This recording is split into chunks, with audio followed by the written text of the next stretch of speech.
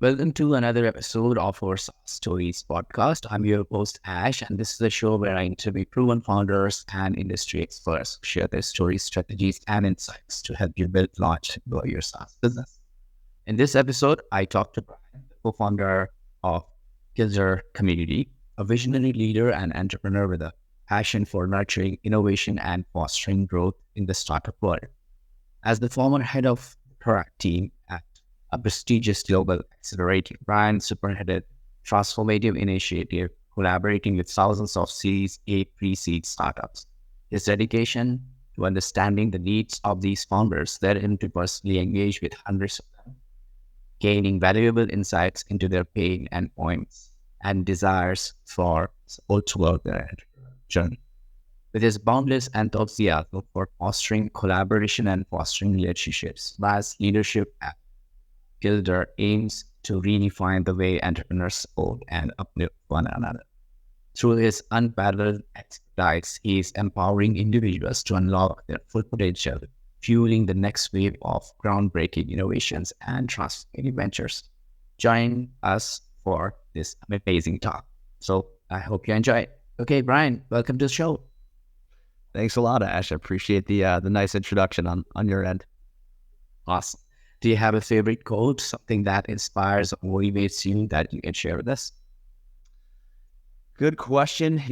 Maybe not a specific quote, but I kind of have a saying that I like, and a lot of it comes to the process of motivation, right? And just not giving up and being able to kind of, as an entrepreneur life in anything, right? A lot of challenges we're kind of faced with on a daily basis. And so being able to power through that, and that was some of the best advice I've got, just to kind of, go through every hurdle, keep going and keep going and keep going and pushing. And if eventually you hit the wall and there's no path forward, right? That's, explore new ventures, but that's the path of the entrepreneur. And it's been a good ride so far. Yeah, I totally agree with that. Okay, great. So tell us about Gildre and what is the community is for, who is it for, and what's the main problem you're trying to solve among the founders?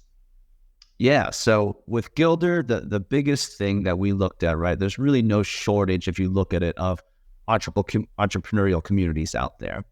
And whether that's those that are geared towards that kind of, we call them almost the 1% of founders, right, with multiple millions in annual recurring revenue, multiple exits, multiple raises, phenomenal communities, right, in their own sense. But really that kind of excludes that other 98, 99% of communities out there, or entrepreneurs out there. And then you kind of look at the flip side, right? And you see some of these Reddit communities or Discord communities or kind of group communities with tens or hundreds of thousands of members also have their place, right? But you kind of pop your head in, and a lot of times it's just groups of people selling each other, or quote unquote pretend subject matter experts, if you will, or people with their own soapbox. And again, there's a place for all these different types of communities, but for us, it was really to kind of put together and put a place where we could focus on our two main values, which are community for all and meaningful connections, right? A lot of what LinkedIn was geared to be when it first started, where you connected with people right? People you met in the office or at a networking event you actually worked with. A lot of it now, rightfully so, right? Again, LinkedIn is a pretty powerful sales tool, but I'm sure you or people listening have gotten their fair share of virtual assistants or SEO, lead gen, LinkedIn. Yeah. That's fine. But again, how do we kind of create this place where you're actually developing meaningful connections with people you want to meet, like-minded people, for the mutual benefit, right? To be lifelong learners. And so that was really the thesis of Gildre when we put it together, to be this place, community in its purest form. Awesome. And Brian, also, I think our listeners and I am personally, eager to learn more about the person behind this innovative community. Can you take us back to your roots and share with our listeners about your upbringing, your childhood? How did your early experiences shape your journey and eventually led you to become the visionary, entrepreneur who supports other entrepreneurs? And were there any key influences from your family or surroundings that played a significant role in shaping your entrepreneur spirit? We would love to hear more about the foundation that set you on this incredible path.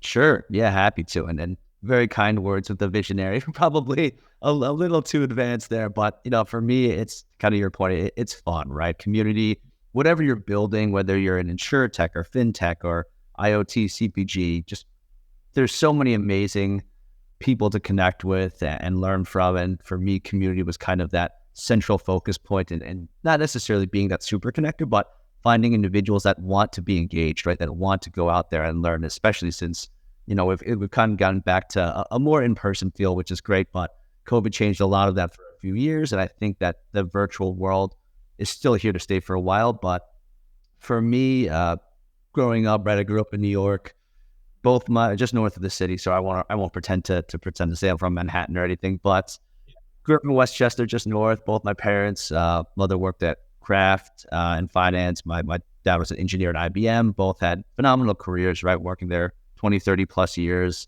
More of, some of our parents' generation to kind of work at the same company, which is great. And really set a good foundation to have, a comfortable life and be able to kind of explore some of these opportunities I see today. And so through that, moved to Chicago during school, right, essentially my freshman year of high school, and have kind of lived on and off there. I've lived in Boston, lived in Cincinnati, a few other cities for work. But I went to Purdue University in West Lafayette to study political science and entrepreneurship. So kind of varying degrees, if you will. But that was really where I got my first stint into the concept of, pitch competitions and really just exploring basic product market fit and a lot of those opportunities and what makes an entrepreneur, find a problem, right? And find something to solve it or try to build something to solve it. And so once I graduated, I spent a lot of time in CPG. That was kind of where my career began at the Hershey Company, then Ferrara Candy, Ferrero Group, and dabbled into, I guess, my first true entrepreneurial forays on the small business side, at least. If you're familiar with escape rooms, I had opened up our current flagship, which we still hold to this day, with a business partner and a good friend, Bonnet, up in Evanston by Northwestern. Opened up a few more throughout the country and really kind of got the experience to, one, work from like the customer success side, but two, just build things that people ideally wanted to use, right? Maybe not as quote unquote life-changing as some things that people are building in healthcare, health tech, but again, just a fun experience that kind of helped me pivot into kind of wanting to do more entrepreneurial things. And so through that, joined a confectionery startup and led us to create my first, I guess, true tech or tech-enabled startup called Roamly, which is really our tech engagement space, advertising space, and still operates to this day, right? So I'm still co-founder there. But through that journey and speaking with VCs and accelerators and understanding our own path for our company, that's where I got connected to my most recent role as an accelerator. As head of product at the accelerator before we closed up back in May. And taking a lot of learnings from what we did with Roamly back 2019, 2020, before COVID, to really all the roles throughout my career led me to kind of this, and my co-founders, Tyga Gamel and Michael Frank at Gildre, really what we wanted to solve and how we wanted to help, not just entrepreneurs, right, but innovators, executives, mentors, any creators, anyone looking to do something and really step on their own and try and solve a problem. So that kind of led us to where we are today and hoping to continue that support and success of entrepreneurs around the globe. Awesome. That's pretty good. By the way, I love escape rooms. All the time for our team building it, right? And all. That's awesome. Yeah. Do you have a lot? I know there's a ton at London. Do you have a favorite theme, or what's one of the most fun ones you've done? Well, I think the last one we went to was a mummy, which comes out of the thing, the coffin, and we have like 65 minutes to make sure that we stop the bomb to burst and with all the clues and everything. If we don't, then before the 60-minute alarm gate, the mummy comes out of the coffin, and then he has a chain bind to his feet so that he can reach to half of the room. So basically, half of the room is out of your reach, because then That and then in the last 5 minutes, you have to do something to get out of the room, stop the bomb. So that was fun. Really good. Yeah. it's cool thing they like rooms that have like live actors in it. And I know some people really love it, some people don't, but I think the actors kind of makes it fun, whether it's like mummy or a zombie or different things like that. It adds to the theming, right? So glad the team enjoyed them. Awesome. Awesome. So let's talk about where the story begins. Where did the idea for Gildre came to you and your co-founder, and what it took to take a proper shape right now, what it is in? What have you done from the start of getting the idea into brain and, getting in shape? Yeah, great question. And really a lot of that goes down to, I think my first startup, right, which was Roamly back in 2017, 2018, when we first started conceptualizing it. And so with that really was, I was pretty young, but let's call it 25, 24, early 20s in my first foray into the tech entrepreneurship side of it. And a lot of it was figuring out, actually that was even earlier, right back in like 2015, but we were trying to figure out, hey, like, okay, we want to do this. We think there's a problem to be solved. We know that people through surveys and just talking with friends and other coworkers want something like this, but is there what's the market for it, right? How do we even start it, right? What's the process? A lot of it, what you see on, not necessarily just podcasts, but you see in the media today, it's like, oh yeah, right. You find a problem, you raise a bunch of money, right? You ideally scale, you IPO and you pay your investors back, and then you are a multi-millionaire, right? And I think that right is obviously a very, not dated, but is a very different reality for majority of entrepreneurs out there, right? And majority of entrepreneurs, that's not why they're doing it. And not to speak for any other people, but you have obviously a big subset who are just genuinely want to identify a problem, want to fix it, want to improve that process for others and businesses and make things better, right?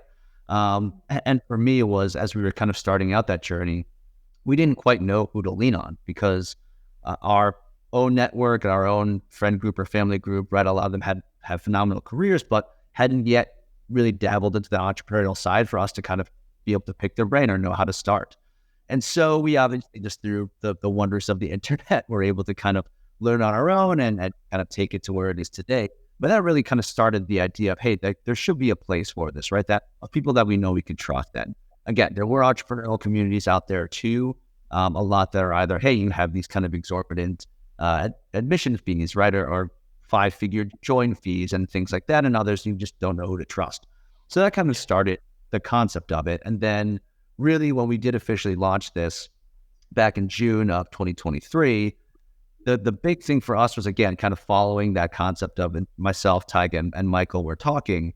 Michael's an established, he's sold a couple of his companies. He's been a mentor and sits on many advisory boards. Tyga himself has also worked at multiple SaaS companies and raised for his own startup within the past few years. And so we were kind of coming together, and that story that I just described, right, was a common trait that we saw, not just in ourselves, but for Michael too, and a lot of the companies and founders he advised and mentored. So for us was that exact thought process of, hey, why don't we create something like that, right? We've got enough of networks and people we've worked with and met throughout our careers to be able to kind of build this. And a lot of people had reached out to us, quite frankly, as well, asking us for something. Hey, it's something like, we saw you put these events together and these different workshops. Like, can we get more of that, right? And so we kind of took that feedback and brainstormed and shopped it around a bit and led to where we are today, at least in terms of scaling Gildre. Awesome. Amazing story. And that also proves that, you already have gone through basics of understanding how the communities work in terms of these founder-led, supporting goals for each other. But when you were thinking about starting this community, did you look into the space? Were there other communities? What was going on at the time? And what did you see in your approach which differentiate or encouraged you to move forward with Gildre, considering like when you start startup, you have a USP. So what's basically Gildre's USP? Yeah, and a lot of that goes to what communities are currently doing. Or not these communities, right? Whether it's an accelerator, whether it's what have you, right?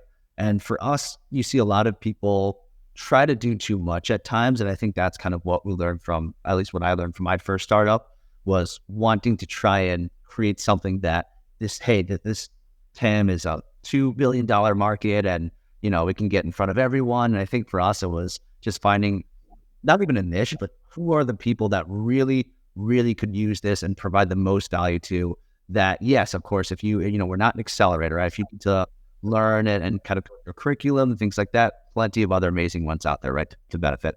We're not here necessarily to introduce you to investors, right? Or to be able, or like to put you in front of people, right? You have plenty of broker dealers and other people and other, firms or services that can do that. For us, it was how do we create something in its purest form of community that, yes, there's others out there like it, but again, that can kind of try to do too much. For us, it's time is one of the most valuable things that we have, right? And there's certainly no shortage of YouTube videos or books or podcasts or content out there for people to read and learn on their own.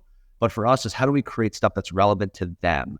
That's not necessarily education where it's just someone kind of talking at you, maybe in a professor or teacher sense, but truly interactive coaching where you can put your pitch deck live and have someone review and have other people, other founders review it, right? Where you can go and share your website or PR materials, right? And have folks that are experienced in that actually work through it with you live. And so how do we create this system of really interactive coaching that people want and can get a lot of value from? And likewise, right, whether you're a 20-year-old entrepreneur or 60-year-old entrepreneur, right? To me, it's not about age as we look at it. It's always about the experience. And so the idea is that mentors of any experience level or age can learn from their mentees and vice versa and create this two-way street of lifelong learning. So that way, in going back to your original question, right, of what sets us apart, it's truly people that want to work for the benefit of one another, right? And kind of that rising tide lifts all boats, lifts all ships motto, instead of, right, just people out there trying to sell others or pitch their stuff and for the self-benefit, self-preservation, right? We want to make sure that there is that truly cohesive environment for people to engage and feel comfortable to engage without harassment or judgment or something like that. Yeah, I get that. I run my couple of communities locally in London, and what we do is we meet up every once in a month, like or a place where we book the wing, etc. But essentially, the value comes out of it where people meet and they talk to each other. And they find out, oh, I don't know this bit, and I would like to learn more from you. And would you be able to help me? Would you be able to give me some of your time, etc. And, I'm proud to say that some of the events were so successful that people met in the event and they actually became co-founders. So that's great, isn't it? That's the value of communities, isn't it? 100%, right? And that's kind of what it comes down to, where you look at, it doesn't have to be like, it ideally should be very organic, right? And certain things can be forced in the sense of, hey, putting someone in the same room just to meet. But the best things are, again, if it's not the right fit, then there's no harm, no foul, right? People just move on. Otherwise, if people really want to actively engage, then they will. And to your point of seeing that within your own communities, finding co-founders, finding team members, finding other people to collaborate with, that's what it's all about. And I think being able to be that person or that team to help connect and find others who want to do the same thing, that's the most fun thing for us, at least in terms of how we evaluate the business. Awesome. Great. So, could you give us our listeners a sense of the size of community, how many mentors you have, and what kind of topics you cover during the events? Sure. Yeah, I mean, we've got about 100 members right now for starting about a month and a half ago. And for us, that's a combination and a lot of people will say, communities shouldn't necessarily be hierarchical, right? Everyone is there because they can learn from each other. They can provide value to each other. And it depends on the community. Of course, you have a lot of, whether it's a sports community, a religious community, a nonprofit, or entrepreneurial community, everyone should be able to be on the same level to drive value. And for us, as we have members and mentors should be learning just as much from the members and vice versa. And so for us, a lot of that has been this inbound referrals and contacts reaching out to us through email, LinkedIn, and it's really great, right? Because for us is we want to be very thoughtful in the members and mentors that we're bringing on or that are joining the community. And that's why everyone's very heavily vetted, right? It's a very white glove program for each person, whether you're a mentor, whether you're a member, what are you looking to get out of it? well, how can Gildre and the community help drive value to you in terms of what you're looking for, whether that's career growth or partnerships or developing a certain subset of your company and how to take it to the next level. So there's really no right or wrong way to do community as I see it. There certainly are some wrong ways, so don't take that as verbatim, but there's definitely a lot. A community is what you make of it. It's what the members make of it. And so that's, to me, why communities are so unique, because it's the subset of the individuals that actually drive the experience. And whether you have 1,000 sports communities about the Chicago Bears or whatever, and you have entrepreneurial communities, each one is different, even if they're kind of providing similar value. But that's why it's for us in Gildre to make sure that every member, every mentor that joins, we're creating a white glove experience for them. So that way we know how we can continue to drive value as long as they remain in the community. Awesome. And tell me more about, let's say, for example, if a startup joins Gildre community, what's the process, first of all, to get into the community? Is there a application form they have to fill, and then they have to go through the interview process? How does it work? And then I would like to jump on the next part, which is the topics and what we are planning to cover in the future events. Sure thing. Really, when we look at the application process, we didn't want to make it anything like what you can see with applying for a job or another accelerator, things like that. For us, the application is really more to learn about the startup or the founder that's applying and how we can help them, right? And how, as a founder, right, let's say you were looking to join as a member and say, hey, Brian, my background's in sales. I've been a sales director and executive for 20 years. That's how I know, but I don't quite know how to define my product, right? This is my first time building something. How do I really truly understand product market fit, right? Not just from a survey of 20 people that said they would use this, but truly exhausting all different options and say, okay, great. That's maybe where we should start, right? What else? From an individual, are you planning on selling? Are you planning on operating as a COO, CRO? How can we continue to develop that? And so the application really contains most of that information. And then we go into the actual interview and the onboarding. And so through the interview, we'll do a deeper dive into that, really look to understand the member or mentor's true reasoning, right? You can write whatever you want in the application, but it's pretty easy our goal is to kind of suss out and understand, hey, is this person here for the right reasons, or are they trying to use this as lead gen for their own company, right? Or anything like that. Because if so, right, we're very upfront and clear about that in terms of the rules and terms and conditions really of being in the community. So at that point, then if it's a fit and everything makes sense, we kind of review the different programs that we have, what makes the most sense, and then really schedule that one-on-one onboarding. And so between myself, Michael, and Tyga, and the other managing partners, really the goal for us is to make sure that everything that was described on the application during that interview call, on the onboarding call, we build out kind of that mission plan for their journey throughout Gildre, whether we have members that remain with us for years to come, or they're here for 5 or 6 months at a time, right? They just want to dip their toes in. So that's really the process in terms of how someone joins. And again, whether that's we've had multiple co-founders join from the same startup, a single founder join for their startup team of 3, we make sure we kind of create that environment that drives unique value for each of them. And we're not just, regurgitating the same thing over and over. Yeah, makes sense. And I couldn't agree with you more about, people join into the communities, and that the first thing to do is adapt the business for their, trying to generate leads. And that is not so much because, the person who is, or the group of people who are running the community from so long, they haven't created this space for you to come and then just throw over your flag, your advertisement on the community. It's a space, it's a mindful space for other people to share their thoughts, their experiences, and then learn from each other. So I really appreciate the way you guys are, involving with the prospective members as well as mentees, mentors, in order to make sure that people who really, really need help and understand how the Gildre works will be able to join. So that's really a good approach to go forward. Yeah, definitely. And I think that's kind of the last point on that is we want people, right? We want to create a space where people genuinely want to help one another, right? And want to introduce them to contacts within the network and things like that. But right? And kind of doing our research and poking our head into dozens and dozens of other communities. You see people joining, someone's joining, the first thing they say is, hey, like, here's my company, like, let's partner, or let's do things. And that's fine. But again, you need to get to know someone. How are you going to trust that? Whether not even the company's legit, the person's legit, you want to work with them, they're actually driving value.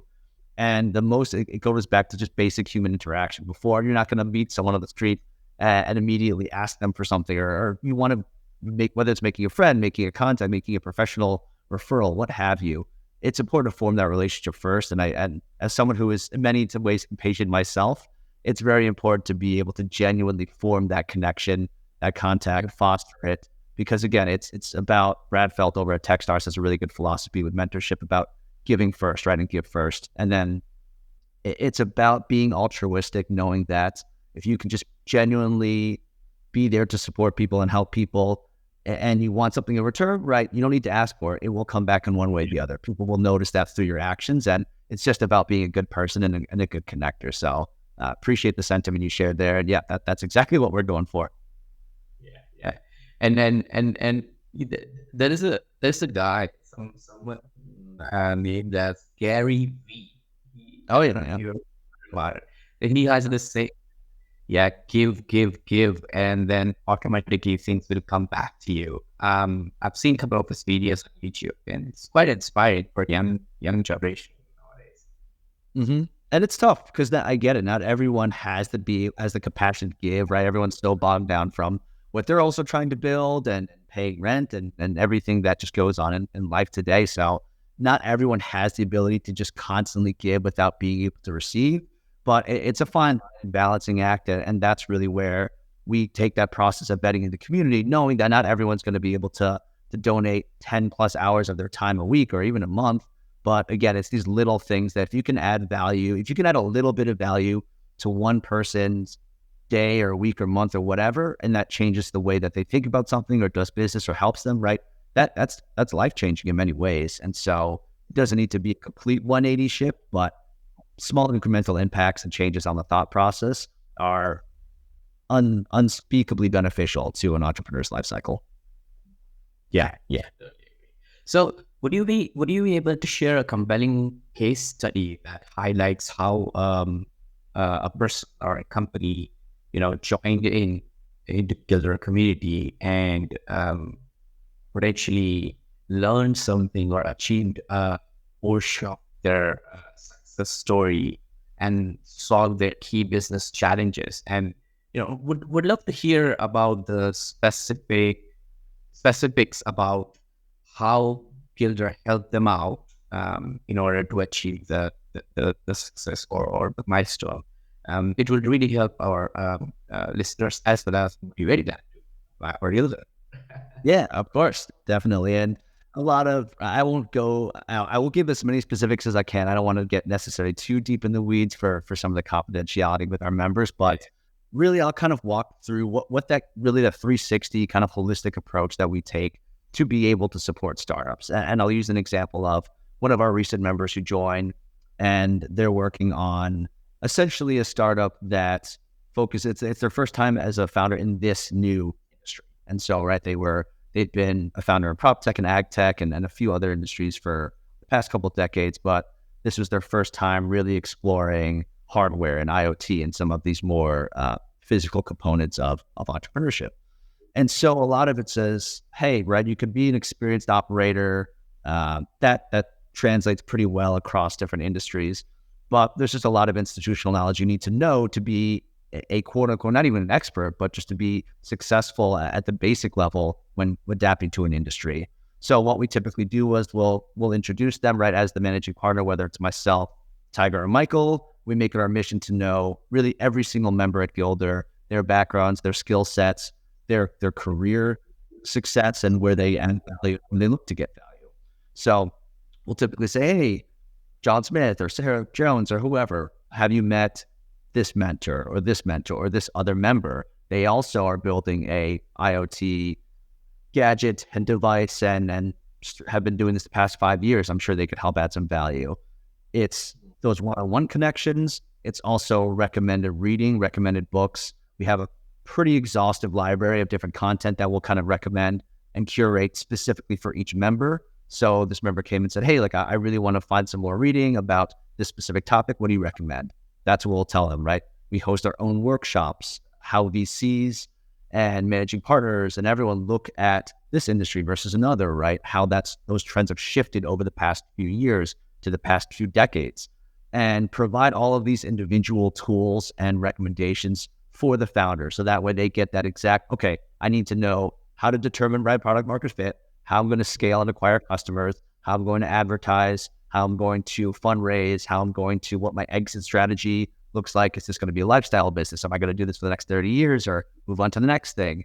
And really just that full process where I'm not going to pretend myself or our other managing partners or our mentors are the be all end all experts, but at least it's a group of people who have gone through that experience before in whatever that innovator is trying to build. And that's really the value that we look to create, is that every person who joins, you have a team of other members and mentors that care about your success and want to be able to be there to support you because we're all part of Gildre, right? And that's really the mission that we look to bring, whether or not you're actively seeking help or whether or not you're just there to contribute and answer some questions and support in that way. Awesome. That's perfect. Yeah, I mean, this gives me an idea that when you're in need, Gildre is there. I like that. It has yeah, it's the friendly person you can call, right? Or that's the bit, and that's why it's fun, right? You're in south of London, you're in the UK, and we've got members in mostly North America, but in Africa and Asia and Australia and Europe. And so for us is whether or not, yes, you can learn a lot from people in different regions, but there's just a lot of good pockets of members and mentors too, to be able to get kind of that regional support as well, not just from necessarily someone halfway across the globe, but from your own local neighborhood as well. Yeah, makes sense. So can you share a moment with our listeners when you were faced with a tough decision, of accepting or declining an applicant to the community, and how did you navigate through it, and what was the outcome of it when you disclosed that it's like, oh, sorry, we won't be able to get you into the community because this is that reason. How did it go? Mm-hmm. And for us, that's a great question. The biggest thing we look at is coachability. And I would argue that's probably what a lot of, whether it's hiring managers or people looking for their co-founder or what have you, look for is this person coachable in the sense that they don't need to be someone that like you're trying to mentor, that you need to kind of teach them everything, but are they willing to accept feedback and learn and grow and know that, right? You could be confident and be an expert in your field, but know that there's so much to learn, whether you're a founder that's had multiple exits and multiple successful IPOs or whatever, there's still stuff to be learned. And for us, we don't see it too often, right? Because I think a lot of the people applying to these communities know they're here because they want to learn from other entrepreneurs and innovators and mentors and executives and what have you. But that's typically the biggest thing, right? Obviously, other than the pure outliers of just like this person is clearly trying to sell something or build their own brand at the expense of others. But yeah, it's again, we talk a lot about what led them to their journey today, right? How is their journey, whether it's at their current company, whether they're a startup employee, whether they're looking to build something new, how have they received feedback and criticism and learnings throughout their life? And if we don't necessarily rule anyone out the first time, right? Our goal is to be able to try and support everyone. But if some people just aren't willing to adapt that mindset, are willing to kind of follow that, at least part of that give first mentality, we want to make sure they're not going to be a detriment to the community, right? Or kind of change the cohesive and ideally positive mindset that the members currently have and want to be able to help.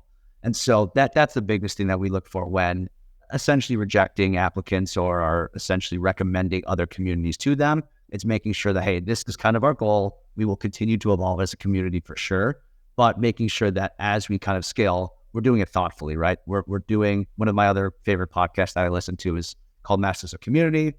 And they talk a lot about the fine line of managing the business of the community and actually the product, right? Like what the value is. And today's age where we see a lot of sales first kind of organizations, which again isn't necessarily wrong, but it's really important for me, especially coming from a product background, that we make sure there's a ton of value in what the members are receiving and the mentors and the total sum of the community. Otherwise, how can we and sell it or get new members, right? To make sure that there's a ton of value there first to be able to ensure that everyone's having a great time and getting value of why they joined. Yeah. Got it. Okay, so basically, you explain it to them in a way that they understand that the community is for adding value from a 360-degree angle perspective. It's not for sales. It's not for something for just getting benefit for one particular individual. It's for everyone. That's why we have to be inclusive, and that's why I made that decision.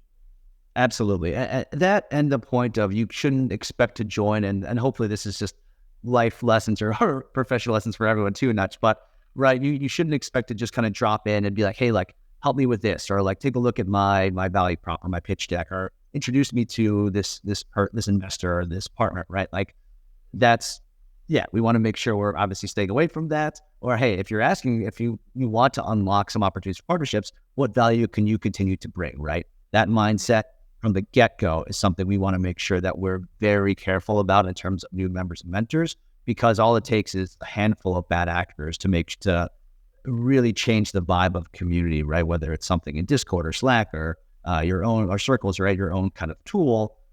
Moderation is very important, and being able to let people speak freely. We want them to be able to have that environment, and that starts with making sure the right people join from the get-go. Awesome. Yeah, got it.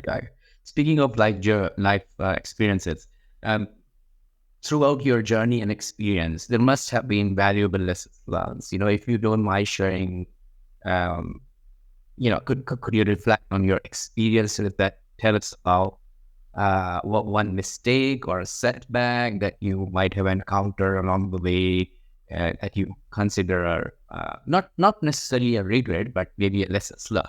And additionally, what advice would you give our listeners based on that experience? Sure. That's something I do think about quite often than not. And it goes back to that concept as well of that when I first said, right, when you asked about a famous quote or philosophy, I like to think about it's that concept of just being able to pivot, being able to understand why you're pivoting, not just doing it for the sake of it. But that really kind of came to bear when it was myself and a co-founder of Romley, Bonnet. We really, the initial prototype of it took about 2 years before we even saw our first customer. And that's because we were he's a phenomenal coder. He built these tens of thousands of, hundreds of thousands of lines of code from the API to the UI UX, just everything. And so for us, as we finally launched this, we launched it, of course, and it kind of got built. We wanted to put our MVP out there. We launched it in May of 2020, and really launching a travel app or B2C travel app in the height of COVID was probably not the best timing and nothing that we could have obviously controlled. And so we've got some great initial feedback, and it worked out nicely, right? Because this was an outdoor app where it allowed people to kind of venture in safer spaces and do that.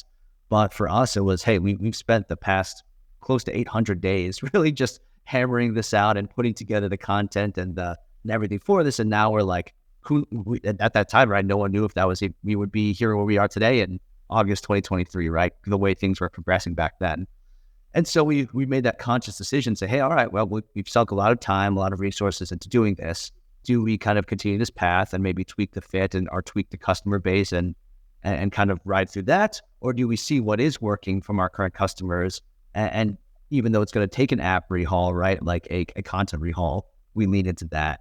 And that was what we did back in 2021. So it took us about 7-8 months to really kind of pursue that and get it to a place where it is today. But I would say that's the biggest thing. It's being able to pivot quickly, but not rashly or irrationally, right? Understanding what the decisions are that lead to that pivot, and do you see a sustainable future for the business with that pivot? It depends on everyone's TAM and really what they're looking for with their customers. But that was kind of the biggest thing, and the advice I'd give is, as you're looking to, when you have your idea, right, you've done your research on your product market fit, you've done your research on your user base, I would always say, and maybe Some people disagree with me, I'm sure, but it's always good in the very back of your mind, or at least in some plan, hey, what's your next product? Or who's your next customer? Because that might end up having to be your core deliverable should something happen. So it's always good to kind of, you want to lean into what you truly believe in based on the research you've done, but don't be afraid to have something in your back pocket should you need to pivot, should maybe a VC or someone look at something that actually is more of their thesis and you want to explore that path. Yeah, yeah.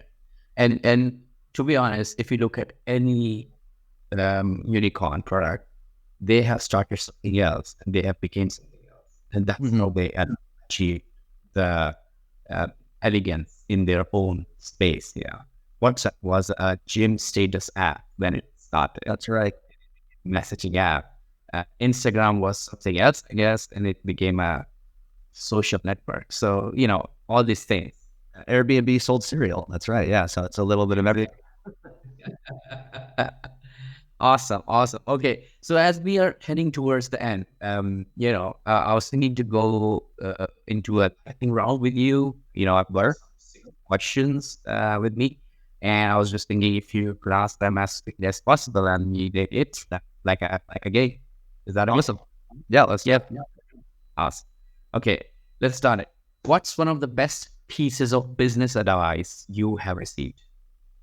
Best pieces of advice is just be open to learning, right? It doesn't matter if the person that is trying to tell you something, it's not always going to be the best advice of the exact right thing you need to do, but take it with a grain of salt, see if there's a way you can try to implement it. And if not, move on. But there's definitely something to be learned from anyone and everyone you meet, and just don't take that for granted. Awesome. What book would you recommend to our audience to buy?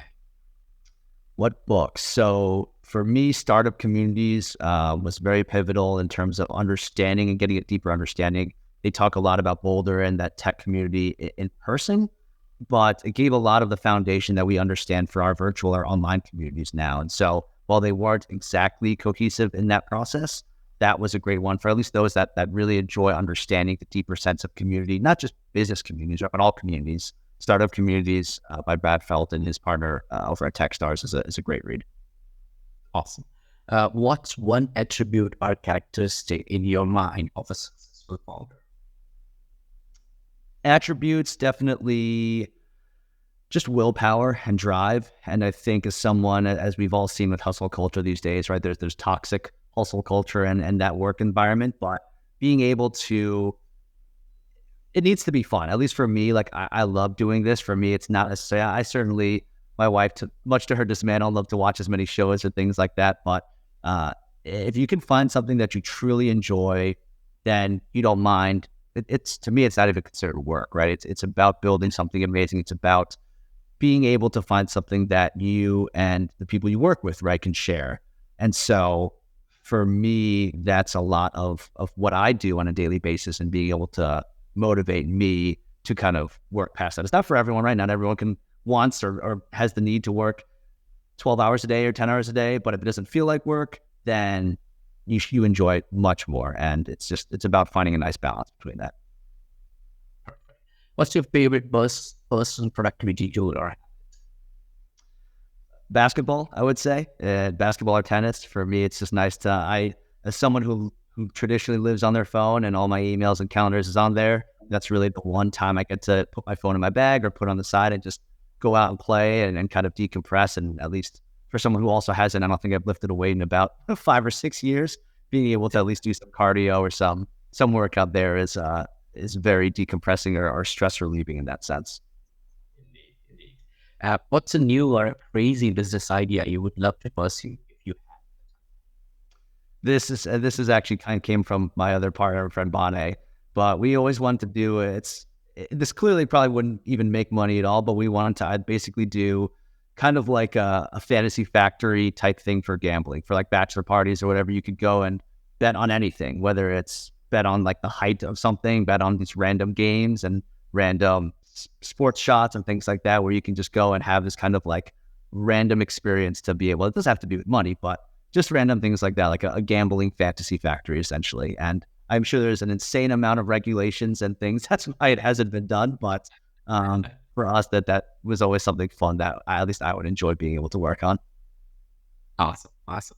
What's an interesting or fun fact about you that most people don't know?